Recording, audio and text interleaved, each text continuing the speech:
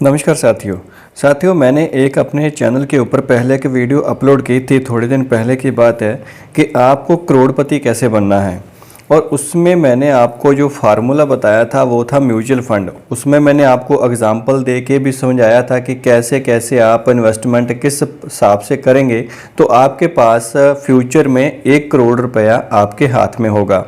तो दोस्तों उसी वीडियो का पार्ट नंबर 2। अब म्यूचुअल फंड तो मैंने बता दिया, अब कौन से ऐसे म्यूचुअल फंड्स हैं जिनकी प्रोग्रेस सही है, जिनमें आप इन्वेस्टमेंट कर सकते हो। तो दोस्तों अगर आपने वो वीडियो नहीं देखा तो मेरे लिंक इस डिस्क्रिप्शन बॉक्स में मैं दे रहा हूँ और ऊपर आई बटन में भी दे चुका हूँ। और चलिए शुरू करते हैं आज की वीडियो, जिसमें मैं आपको बताने वाला हूँ 2021 के ऐसे बेहतरीन फंड 5-6 कैटेगरी के आपको मैं फ़ंड बताऊंगा, जिसमें आप अपने इन्वेस्टमेंट करके अपने इस मिलेनियर के करोड़पति के बनने के गोल को अचीव कर सकते हो।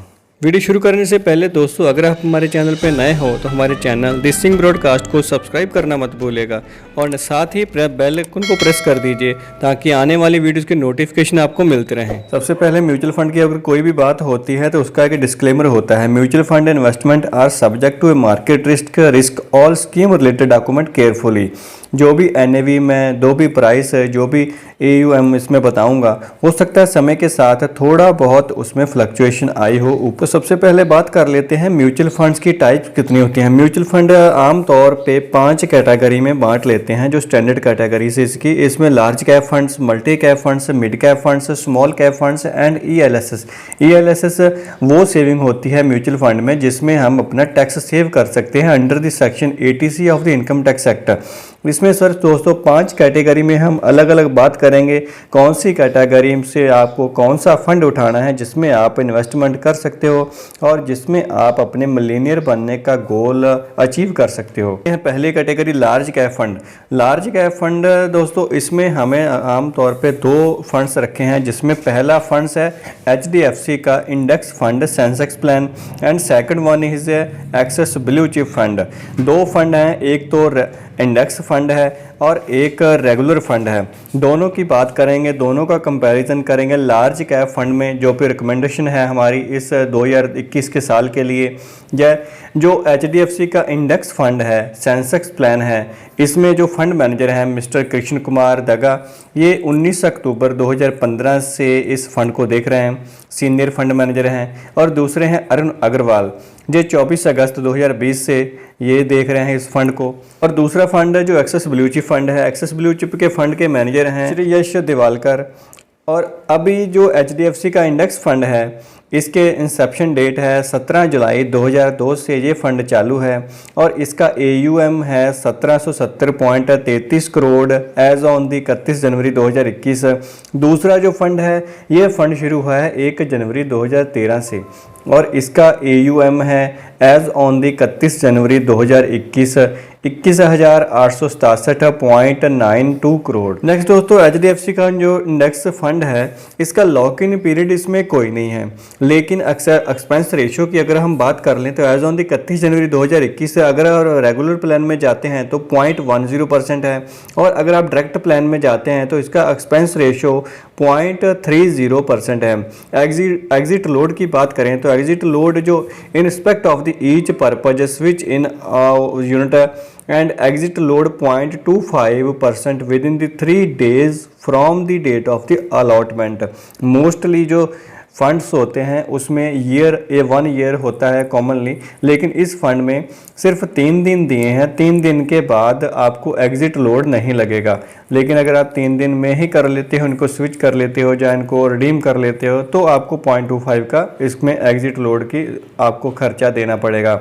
दूसरी तरफ जो एक्सेस ब्लू चिप फंड है उसमें लॉक इन पीरियड उसमें भी नील है, लेकिन उसका जो एक्सपेंस रेशियो है 0.50% है। एग्जिट लोड अगर आप 12 महीनों से पहले जो आपको यूनिट जिस डेट को अलॉटमेंट हुई है उसमें से आप 10% इन्वेस्टमेंट को आप रिडीम करते हो तो कोई चार्जेस नहीं देने, लेकिन आप अगर 10% से ज़्यादा यूनिट्स को रिडीम करते हो 1 साल के अंदर तो आपको 1% का एग्जिट लोड देना पड़ेगा। और सेकंडली अगर आप 12 महीनों के बाद इसमें एग्जिट करते हो तो आपको कोई भी एग्जिट लोड यहाँ पे नहीं देना। सेकंडली जो HDFC इंडेक्स फंड है सेंसेक्स प्लान है इसमें जो NAV की ऑप्शंस हैं, NAV इसमें डायरेक्ट प्लान भी है, ग्रोथ प्लान भी है। डायरेक्ट ग्रोथ प्लान में 461.1443 की ये NAV मिलेगी आपको, और नॉर्मल प्लान में आपको जो NAV मिलेगी 453.7313 की NAV। रिटर्न्स की बात कर लें तो रिटर्न हमें कितनी दे रहा है ये, अगर 1 साल की देखी जाए तो 18.50%, पिछले 3 साल की देखी जाए तो 12.50%, 5 साल की अगर देखी जाए तो 16.10%। दूसरी तरफ एक्सेस ब्लू चिप फंड है।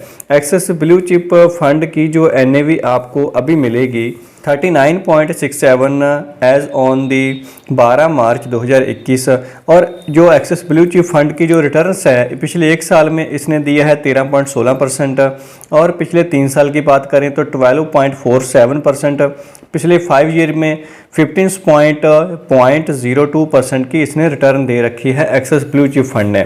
दोनों को कंपैरिजन में दोनों ही फंड अच्छे लगते हैं, दोनों की जो आपकी रिटर्न दे रहे हैं करीब करीब आपको सेम रिटर्न दे रहे हैं। मिनिमम जैसे कि मान के चलते हैं जो म्यूचुअल फंड हैं वो 10% से ज़्यादा ही देते हैं तो वो फंड अच्छा माना जाता है, लेकिन इसमें अगर देखा जाए हम 3 साल का लॉक इन पीरियड ही लेके चलें तो 12-12.5% के आसपास दोनों फंड दे रहे हैं। तो दोनों में से आप अपनी इच्छा अनुसार कोई भी फंड को सिलेक्ट कर सकते हो। इसके बाद दूसरी कैटेगरी हमारी जो आती है इस साल की वो आती है मल्टी कैप फंड।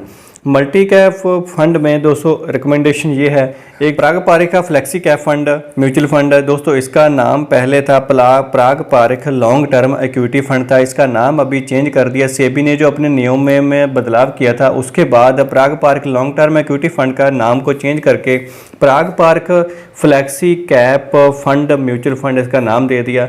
इसके साथ जो दूसरी रिकमेंडेशन है वो है इन्वेस्टको का इंडिया कॉन्ट्रा फंड। दोनों फंड्स में देख लेते हैं क्या क्या इनके फीचर्स हैं। सबसे पहले जो प्राग पारिक के जो ये फंड देख रहे हैं उनके जो फंड मैनेजर हैं मिस्टर राजीव ठक्कर जी हैं। दूसरे फंड मैनेजर हैं रौनक ओंकार जी, और इनमें तीसरे फंड मैनेजर हैं वो है राज मेहता जी। प्राग पारिक एक ऐसा फंड है जो फॉरेन कंपनियों में ज़्यादातर इन्वेस्टमेंट करता है। इसकी काफ़ी इन्वेस्टमेंट फॉरेन कंपनियों में जैसे कि एप्पल, गूगल, अमेजोन ऐसी कंपनियों में इसका पैसा लगा हुआ है। और प्राग पारिक की जो इंसेप्शन डेट है वह है 24 मई 2013। AUM में है इसका एज ऑन दी 26 फरवरी 2021 को 7,451.88 करोड़ के करीब इसका AUM है। पिछले कुछ सालों में इसका AUM बहुत बढ़ रहा है। फंड इन्वेस्टको इंडिया कॉन्ट्रा फंड, इसके फंड मैनेजर हैं दिमांत कोठारी जी जो कि 2011 से इस फंड को देख रहे हैं, और दूसरे इसी में फंड मैनेजर हैं ताहिर बादशाह जी जो कि 2017 से इस फंड को देख रहे हैं। अगर इसके इंसेप्शन डेट की बात करें तो ये इंसेप्शन डेट इसकी है 11 मार्च 2017।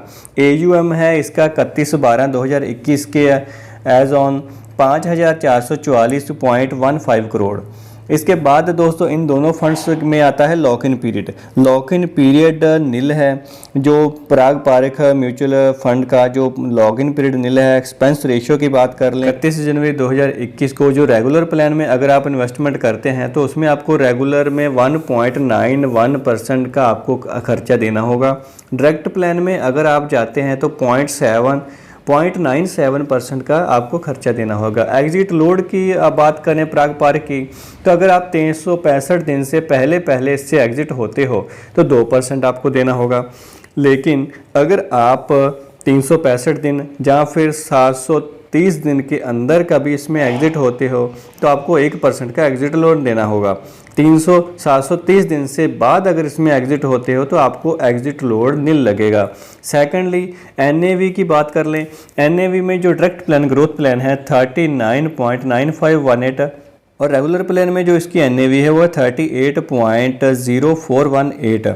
रिटर्न्स की देखें जो प्राग पारिक की रिटर्न है पिछले 5 साल में, पिछले 1 साल में तो बहुत अच्छा 62% की रिटर्न दी है, लेकिन अगर आप कंपैरेटिवली या एवरेज 3 साल की देखें तो 18.45%। एंड पिछले 5 सालों में 19.68% की रिटर्न दे चुका है। दूसरी तरफ इन्वेस्को इंडिया जो कॉन्ट्रा फंड है, इसमें भी लॉक इन पीरियड नील है, लेकिन एक्सपेंस रेशो जो है 1.84% है। इसमें जो एग्जिट लोड है, अगर आप 10% यूनिट को रिडीम करते हो 1 साल से पहले तो आपको कोई भी चार्जेस नहीं देना, लेकिन अगर आप 10% से ज़्यादा यूनिट को रिडीम करते हो 1 साल के अंदर तो 1% का आपको इसमें एग्जिट लोड देना पड़ेगा। अगर इसके बाद अगर 1 साल के बाद आप इसमें स्विच करते हो या इसको रिडीम करते हो तो कोई भी आपने यहाँ पे आपको चार्जेस नहीं देना। नेक्स्ट दोस्तों NAV की बात होती है इसमें इन्वेस्को इंडिया कॉन्ट्रा फंड में। NAV प्लान्स जो ऑप्शन है उसमें डायरेक्ट प्लान ग्रोथ प्लान में 65.45 एंड रेगुलर प्लान में इसकी NAV अभी के टाइम चल रही है 38.0418। अगर हम रिटर्न्स की बात कर लें तो रिटर्न्स आती है पिछले 1 साल में 17.65%, पिछले 3 साल में 6.80%, 5 ईयर में 14.82% की इसमें रिटर्न दे रखी है। देखा जाए तो मल्टी कैप फंड में जो रिकमेंडेशंस हैं दोनों ही प्लान्स की काफ़ी अच्छी है, लेकिन अगर आप फॉरेन कंपनियों में घर बैठे इन्वेस्टमेंट करना चाहते हैं तो पराग पारेख का फ्लेक्सी कैप फंड जो अभी इसका नाम चेंज हुआ है उसमें आप इन्वेस्टमेंट कर सकते हैं। नेक्स्ट कैटेगरी आती है स्मॉल कैप। स्मॉल कैप से पहले आती थी एक मिड कैप। मिड कैप में इस साल की कोई भी रिकमेंडेशंस नहीं है क्योंकि सेबी ने नियमों को चेंज किया था और मिड कैप में ऐसी कोई खास कैटेगरी बची नहीं जिसमें हम इन्वेस्टमेंट की आपको सलाह दे सकें। Small cap mutual fund recommendation है जो 2021 की, इसमें आता है Axis small mutual funds. Axis small mutual fund के जो फंड मैनेजर हैं वो हैं मिस्टर अनुपम तिवारी जी। इस फंड मैनेजर को मैनेज कर रहे हैं 23 सितंबर 2016 से और पिछले 13 साल का इनका ये फंड मैनेजिंग में एक्सपीरियंस है। इस फंड की जो NAV चल रही है ये चल रही है अभी 12 मार्च 2021 के हिसाब से इसके देखा जाए तो 43.61। इसकी इंसेप्शन डेट है 29 नवंबर 2013 और इसका AUM है 3724.37 crore as on the 31 January 2021। Next दोस्तों इसी फंड्स की हम देख लेते हैं लोड। इसमें लोड्स कैसे कैसे आते हैं। Entry load not applicable, exit load if redeemable switched out within the 12 months from the date of the allotment for 10% of the investment nil. अगर 10% से तक आप करते हैं तो नील है। इसके ऊपर अगर आप करते हैं 10% से ज़्यादा यूनिट को रिडीम करते हैं तो आपको 1% का एग्जिट लोड लगेगा। लेकिन आप 12 महीनों के बाद अगर इससे एग्जिट करते हो तो आपको कोई भी एग्जिट लोड नहीं देना होगा।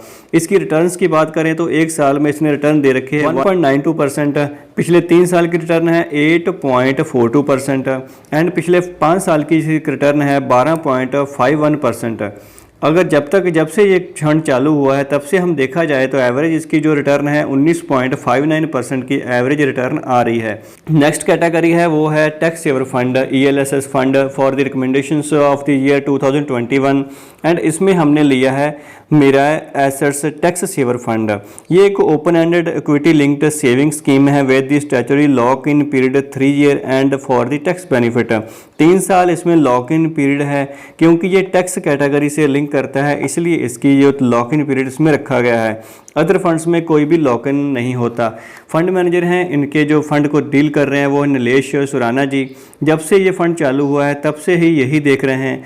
अलॉटमेंट डेट की बात करें, अगर ये फंड कब चालू हुआ था 28 दिसंबर 2015 को ये फंड चालू हुआ था। मिनिमम इन्वेस्टमेंट अगर देखें तो इस फंड में जो मिनिमम इन्वेस्टमेंट है हम 500 रुपये से चालू कर सकते हैं एंड 500 रुपये के मल्टीपल से हम इसमें आगे से अपनी अमाउंट को बढ़ा भी सकते हैं। से 1500, 1000, 2000, 2500 ऐसे 500 के मल्टीपल में हम आगे जा सकते हैं। एक्सपेंस रेशो इसमें जो लगेगा आपको वो रेगुलर प्लान में लगेगा 2% का और डायरेक्ट प्लान में लगेगा 0.29% का। डायरेक्ट ग्रोथ प्लान आप चुनते हो तो उसको 0.29% का आपको देना होगा इसमें एक्सपेंस रेशो।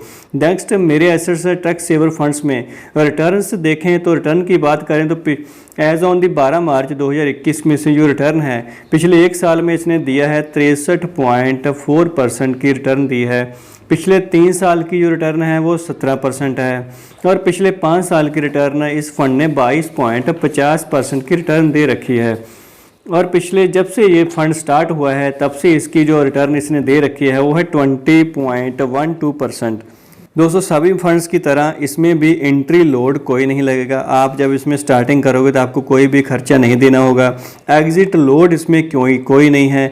एग्ज़िट लोड इसलिए नहीं है क्योंकि 3 साल का तो लॉक इन पीरियड पहले ही इसमें दे रखा है, क्योंकि 3 साल से पहले आप इसको रिडीम या स्विच नहीं कर सकते। इसके बाद आप उसको रिडीम करोगे तो आपको कोई भी एग्ज़िट लोड एंड एंट्री के टाइम पे एंट्री लोड इसमें कोई नहीं देना आपको। नेक्स्ट बात आ जाती है NAV की।